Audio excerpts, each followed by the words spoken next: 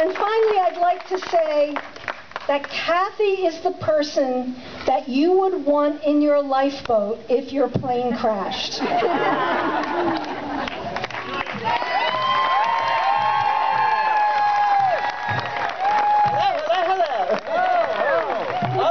How excited I am, and all of you know that I'm usually pretty much off the cuff, so of course I don't have any prepared words, but I do know that, you know, for many years, you know, we talked about this thing happening, and people used to sort of look at me with sympathetic eyes, like, oh, that poor girl, she still thinks this is going to happen.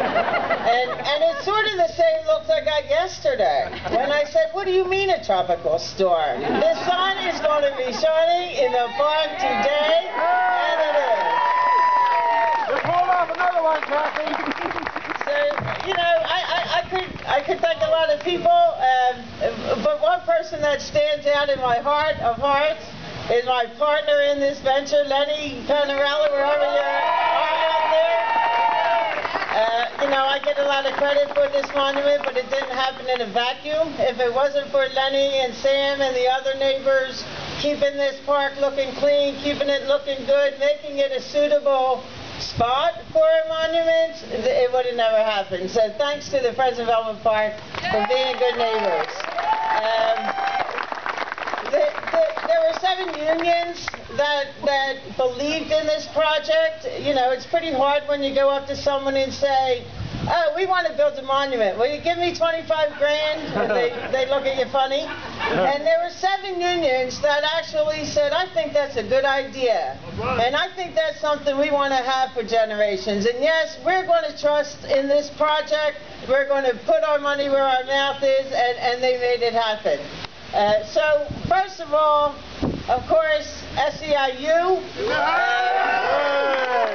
I remember going to my president, Tom DeBruin, and saying to him, Tom, if you just give me $100, just so I could say, look, unions are contributing to this thing, you know, just give me $100.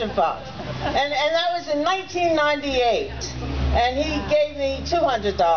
The executive board agreed on that. And more than anything, they gave me the space.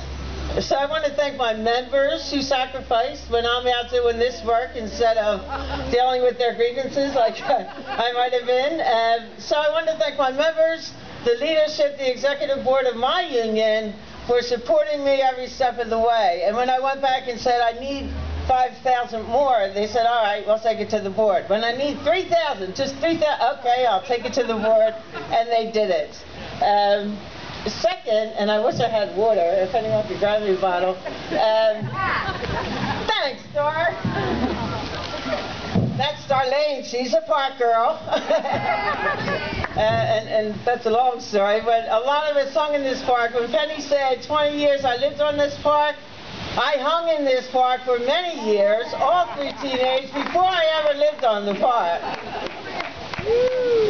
So anyway, the second union that I think takes notable recognition is the United Steelworkers. Jim Savage, I see, Dennis Stefano was out there somewhere, but they didn't have the money in their local to come up with 25 grand. What they did is went to every single oil working union in the country and said, you need to get behind this. We're recognizing Tony Mazzocchi, who was a Nobel pioneer in health and safety legislation, Karen Silkwood, who was one of their members that was killed suspiciously, and they went out $100 check by $100 check and raised not $25,000, $35,000. So let's hear it to USW. The other unions, honorable mention, I love them all. UFCW, the Food and Commercial Workers, were there from the very beginning. We got your back, Cathy. We like this idea. The iron workers, I don't know where they are out there, but the iron workers impressed me most when I worked at the refinery and watched them build a platformer way high up in the sky. Love those iron workers. IUPAT, the painters. I don't know where the painters are in the house, but they really wanted to sponsor the child labor button. They felt felt strongly that kids shouldn't have to work.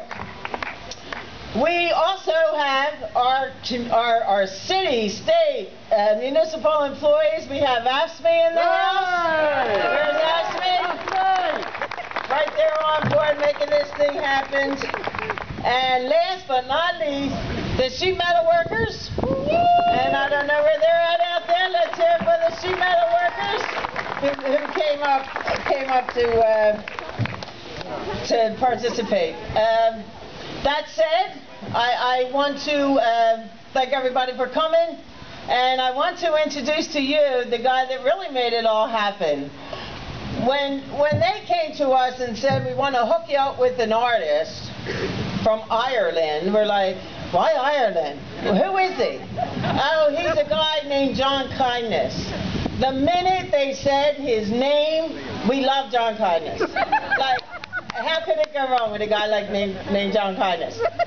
So we met with John. We met in the park. We talked about our plan, our idea.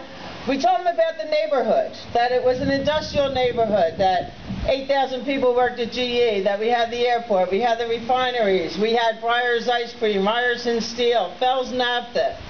So we told him that we wanted that to identify our neighborhood.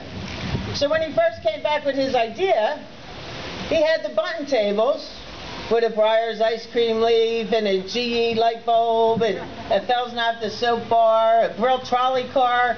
They were gorgeous, but not what we wanted. We didn't want to remember these companies that picked up, left this neighborhood, and let us go to decay. So he thought about it, and he came back, and John will talk more about his vision, so I'll let him do that.